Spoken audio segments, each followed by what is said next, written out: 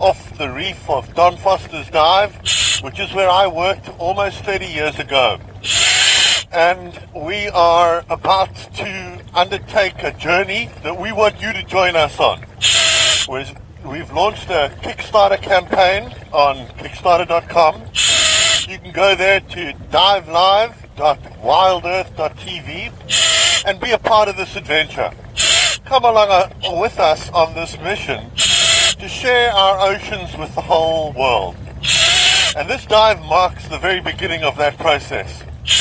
So what we're going to do now for the next little while is we're going to swim around a reef called Casuarina Point here on Grand Cayman. I'm talking to you from a full face mask, and it's connected through to the housing with this yellow cable right here.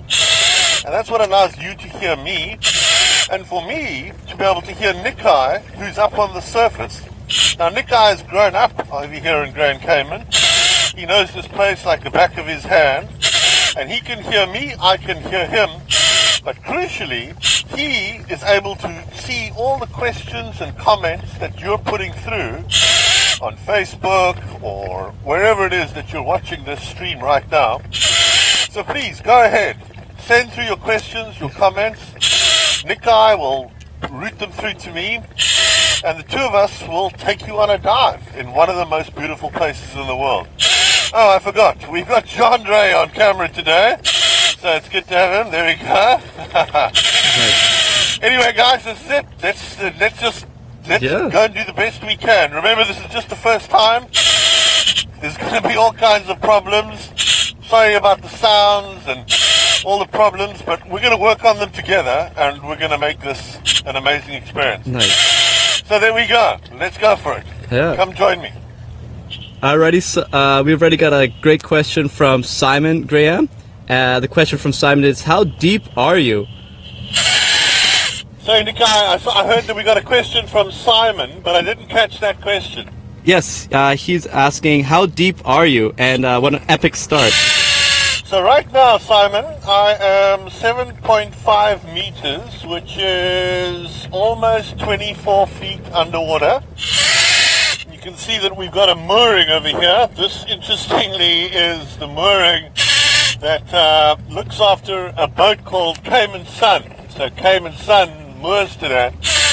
And that's the boat that I captained when I was here working for Don Foster's all those years ago. And in fact, it was Nikai's father, Sergio, that actually taught me how to actually captain the boat. So kind of a wild, interesting experience, this. Yeah.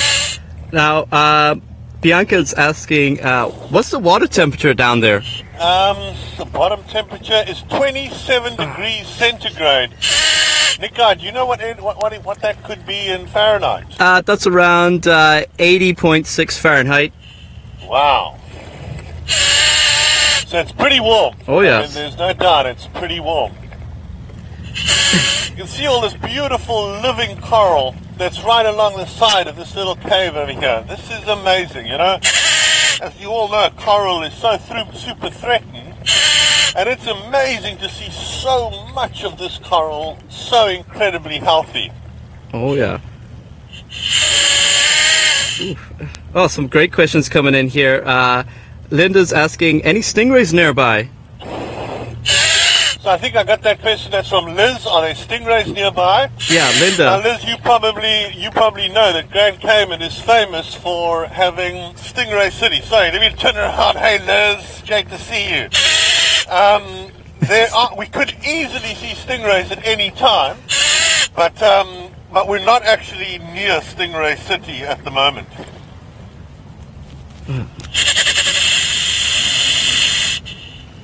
Now you'll notice that it's really important that we don't touch the reef.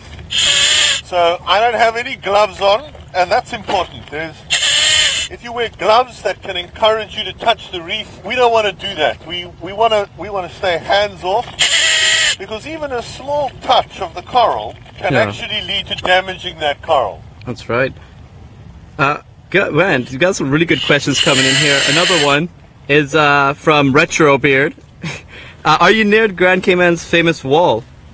So yeah, we're really close to the Grand Cayman Wall, but I'm not going to answer that question really now. I want you to take a look over there. Now, I don't know if you can see, let's not get too close. We don't want to get too close to this because we don't want to disturb them.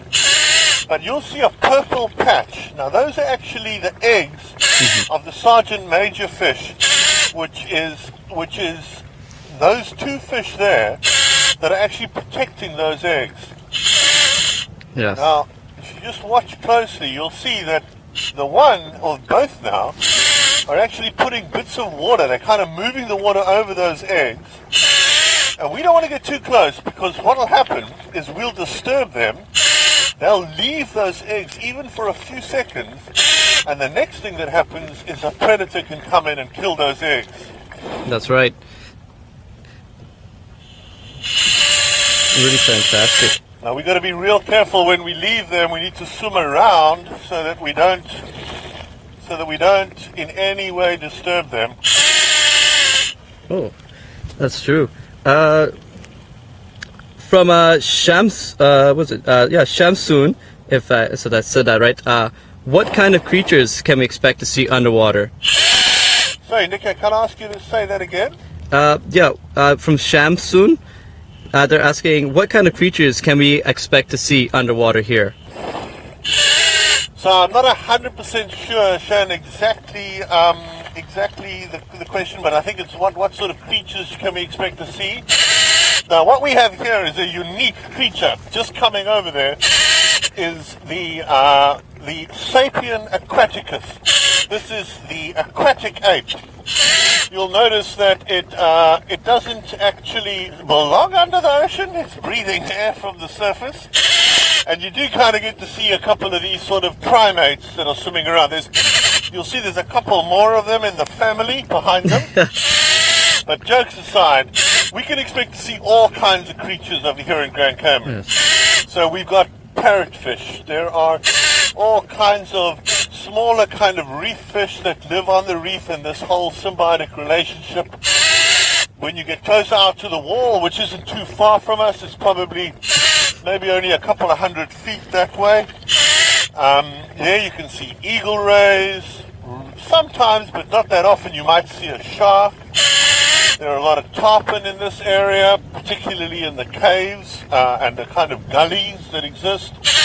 They're nocturnal animals, so they like to hide away during the day. And every nook and cranny over here, whether it's octopuses or sometimes moray eels, they're all hiding away in the reef, trying to make sure that they don't get eaten, but at the same time find some food. Yeah. Almost every single fish is a predator of some type or another. And I guess that's what kind of makes it a bit different from the terrestrial world. It's a reef of predators. Yes. Now, from Krista, how long are you going to be diving for? How much does that tank hold? So Krista, this dive is in quite shallow water, so we can spend as long as we like pretty much down here. And the only real factor that prevents us from spending longer is the amount of air that we're carrying in our tanks. That's the limitation in this kind of a shallow depth. As we dive deeper, of course that starts to change. Then we're limited by the amount of time that we can spend at that depth. How long are we going to be diving with Dive Live? That's going to be forever. Our plan is, with your support on our campaign, and we want you to join and go and visit our Kickstarter campaign, become a part of this mission, and with your help, we'll be able to do this forever. So go ahead. Yes. divelive.kickstarter.com. Man, we've been getting some great questions here. Talking about invertebrates, April was asking what kind live here, or live there. So I heard the question was April was asking about some kind of an invertebrate. Which one? Just what kind in general. Nikai, why did you answer that? I think you got a better chance than me. Yeah, there's quite a variety here. Not so much like in the Philippines or so. Kind of off the top of my head, let's see, got some isopods hanging around here, and that's a type of creature that kind of like sits on top of a squirrel fish's head. Yeah, there's a few. And there's another one from Joe talking about if we have like the issue with lionfish here, like in Florida. And that's a good question. At the moment, we do not have it, the lionfish problem, as bad as Florida. We've been keeping up. Okay, so Nikai, I'm going to ask you to see if you can answer that one as well. Yeah. I must say that I'm struggling a little bit. I'm kind of feeling a little bit too much CO2. Now that's what happens when you talk too much. So I'm going to just give it a little bit of a break. If you can run with it, Nikai, so I can catch my breath back. No, that's perfectly fine. It's a great question. We don't have a bad problem with them. About 4 years ago, we did have a bad problem. Oh, looks like we got disconnected here. Just 1 second.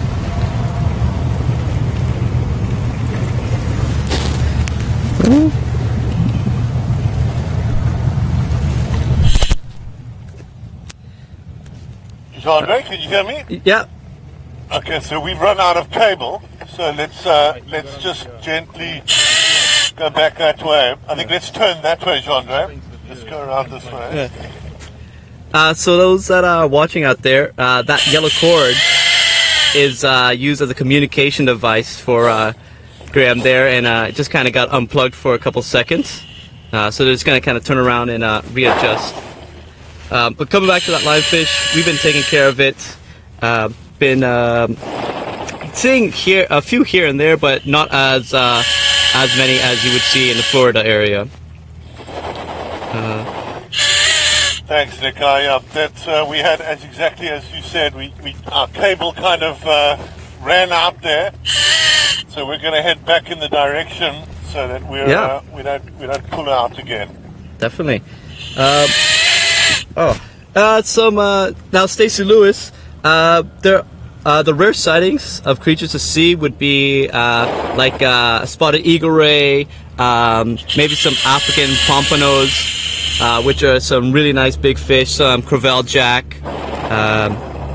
So those kind of the rare sightings. Even if even a shark is considered a rare sighting on this island here. We don't really get many sharks hanging around here. Jacqueline, we may see some turtles. They do hang around. They definitely love to eat sponges, and we do have a lot of sponge growth around this reef here. So that's a parrotfish there that you've been looking at, and I think, if I'm right, that's a male parrotfish. Am I right, Nikai? Yeah, that's correct. That's a male parrotfish there. Just eating some of the algae off of the coral heads there. So what's amazing is that those parrotfish actually eat the coral, and what they excrete out becomes our beaches. So they're actually out there making our beaches, which is kind of cool. Oh yes. To answer your question, Jason, we don't have to worry about sharks here, you know. So we don't really need any protection. Like I said, the most you'll probably see is a nurse shark. And they're like giant catfish, very friendly. Most often they'll just swim on by. Of course, we do get the from time to time hammerheads or tiger sharks or reef sharks, but they generally don't really care about divers. They're better off just swimming off and looking out for other food or just continuing on where they're going. So don't really have to worry about any protection from sharks here. There's a four-eye butterfly fish now. The only reason I know that's a four-eye butterfly fish is that earlier today we were doing a practice dive, and Nikai pointed it out to me. Now you'll see that there's two eyes on either side. There's the real eye, and then there's that spot towards the back of the fish, which is a fake eye, and that's to confuse predators, because the predator doesn't know which direction the fish is going to go in, because it might think that the bigger eye at the back, the fake eye, is the real eye of the butterfly fish. Am I right about that, Nikai? Yeah, that's exactly correct. It's just used to distract the other fish there. What a beautiful reef. Look at this. It's so spectacular. Yeah. Really magnificent. Now, from Karen, she's asking, are these coral reefs that we're looking at? Sorry, Nick, I heard it was Karen. Yeah. Say that again? She's asking, are these coral reefs that we're looking at? And yeah, that's pretty much the coral reef that we're all looking right here. Great variety of coral stacking against each other, from your brain corals to your staghorn corals around there. A lot of this coral kind of mixes with each other, so you got a lot of what looks like little dimples, almost like a star, and those are called starlet corals. You got ones that almost look like fingers coming out, and those are called finger coral. Such beautiful little fish, and I've just heard also that just before we started that somebody has already bought one of the $1,000 executive producer awards on our campaign. So a huge big thank you. I haven't heard yet who did that, but a big thank you for such a huge contribution to our mission. That's going to go a long way to helping us get this going. Our plan is that towards the end of April, we're going to be bringing a whole permanent team out here of 3 marine biologists and 2 camera operators that are going to join us to make this a success. And it's things like this reward that you've just bought, that really makes it possible. So a massive thank you from the whole team for doing that. Thank you very much. Ooh, got some now we've got a bunch of different sergeant majors. I'm trying to make sure that I don't disturb anybody as we move across this reef. It's, you know, there's so much life going on that it's so easy to, without even realizing it, destroy somebody's whole day, and we don't want to do that.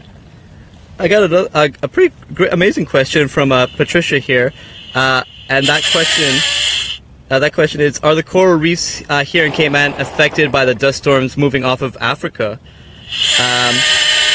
And to be honest, I do not know. I haven't really seen any effect from these dust storms, but I wouldn't be surprised if there was a strong dust storm that managed to move off of Africa and actually come over to Cayman, but it would have to be a big storm for sure. Ooh. Jessica, yes, there are some corals that sting out there. I wouldn't say dangerous, but they do sting. They're called fire coral, and it looks like an orangey color to it, almost like a blade kind of style. And that does give off a fiery sting, but most coral aren't dangerous. Great question from Leon. Are there goldfish in the water? Graham, can you find any goldfish down there? I got something close to that. Yeah? It's not quite a goldfish. It's a kind of, I think these, what are these? Are these? I actually don't know what they are. They are, looks like blue striped grunts. Yeah, that's right. And then that silver one there looks like a red snapper or a mahogany snapper there. I'll keep my eyes open for goldfish though, Nikai. Yeah. I'm not holding out much hope.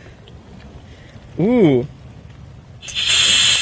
Now, April, the mating strategies for those sergeant majors is that the males would create that purple patch of eggs, and he would be the one kind of showing off that area of what he's made to the females. And that's kind of the strategy there. The bigger and brighter color of purple on those eggs will kind of entice the female sergeant major to mate and produce with those eggs. Why don't we settle down, Jean-Andre? Why don't we just sort of slowly sink down here onto the sand and see if we can get really close in. I know it's difficult, so that's why let's take our time to do it.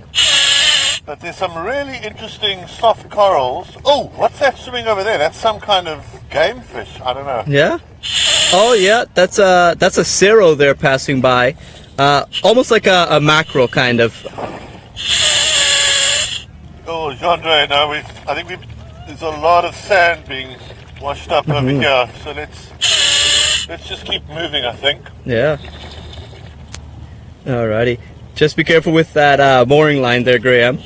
You kind of want to go maybe around it to the left Oh, very good point, Nick. Well spotted, mate. Yes, our cable has got itself properly confused, actually. Yeah. Should be able to go all around the left like that, and then I should be fine to untangle it. We're going to go this way, and let's just hope that it clears out. Yes. Three nice questions here. Bill, there are some sunken ships around the area, but at the moment they're a little bit far to swim to right now. Katie, we don't really get whale sharks here, but every so often, if we do get a random storm... what are these over here? Sorry to just butt in there, Nick. No worries. Are these trevally? Those are barjacks. Almost like trevally, but they don't get as big as trevally there. Wow, look at those, man. Graham, Emily wants to know more about that Kickstarter campaign and how can we help get it going. Okay, so basically what you can do is, if you want to be a part of this whole mission and try and help us achieve our goal of sharing the oceans with everyone, you can go ahead and visit divelive.wildearth.tv, or you can just go straight to Kickstarter.com and take a look for Dive Live. I think it's one of their favorite picks of the staff at the moment on Kickstarter. Go ahead, take a look at the campaign video, read through the whole campaign plan, and then pick out a reward. And what happens is that I think it's for $35, which is the reward that will then allow you to be a part of the beta testing phase, which will be from the beginning to the end of May. And that's where we're not going to be broadcasting publicly like this, but we want you to be involved and help us to evolve this concept and really turn it into something that is special and amazing. So divelive.kickstarter.com, divelive.wildearth.tv, be a part of this incredible mission. Yes. Now, I think we need to swim actually this direction over here, because what we don't want to do is, I'm getting a bit worried that our cable is getting pretty badly tangled up with that mooring line. So we're going to move on over this way over here. Yeah. Just answering some of these other great questions from Ingi. Sorry if I said that incorrect. We do have some coral bleaching out here. I wouldn't say it is super bad, but it is very noticeable. But to also answer to that... Nick, I didn't catch that, mate. Who's the question from and what is it? From Ingi Dagmar, was asking any problem with coral bleaching out there.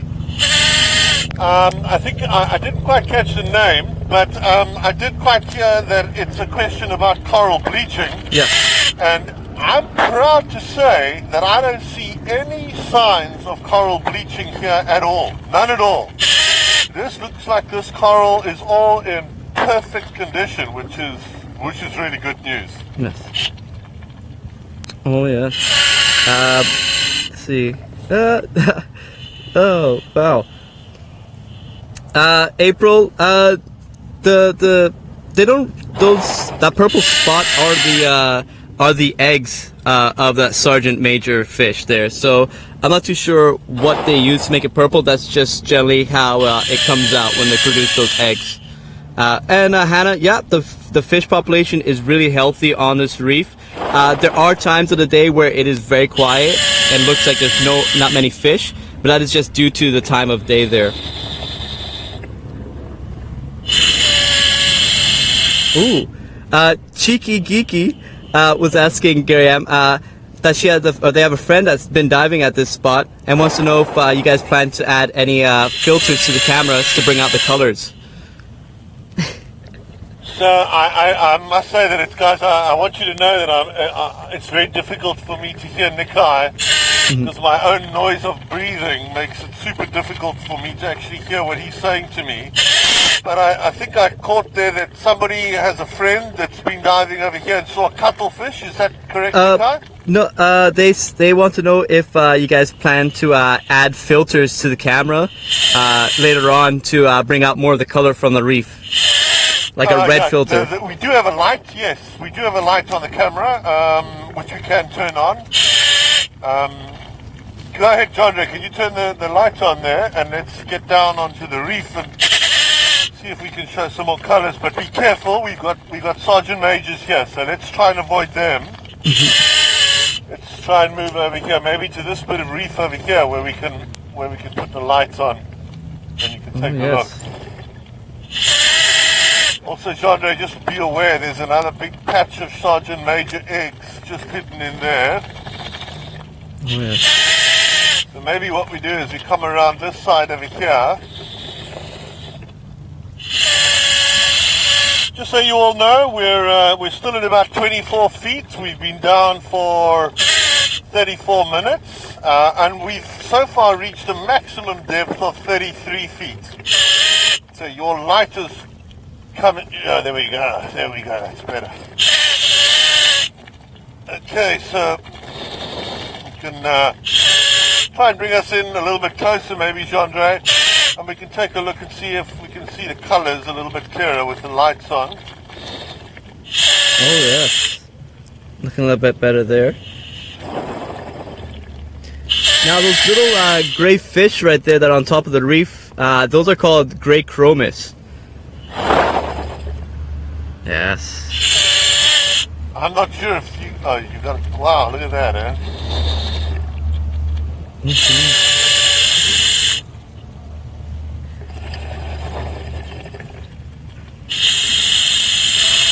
Isn't that just beautiful? Oh, there's a big male parrotfish being chased around.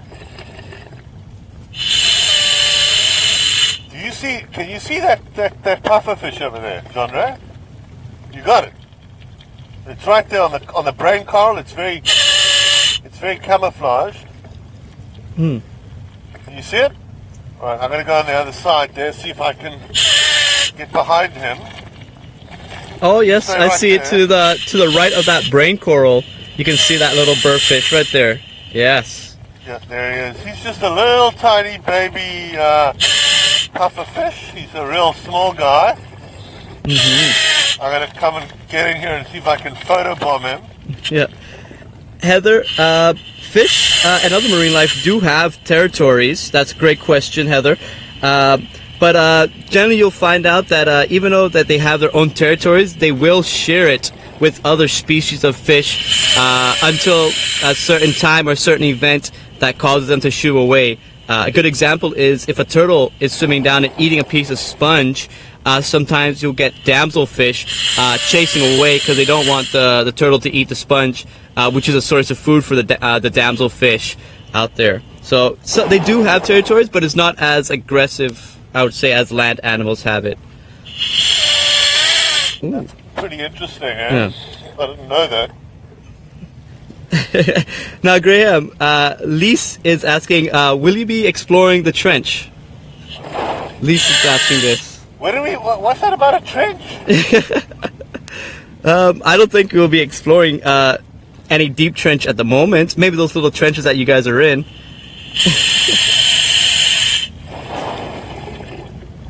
Ooh.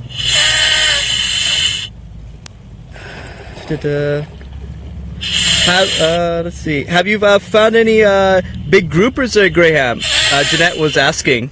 I saw a little tiny grouper baby a few minutes ago. Are you saying you got an... Oh, geez. Okay, guys, we're going to have to wind this dive up.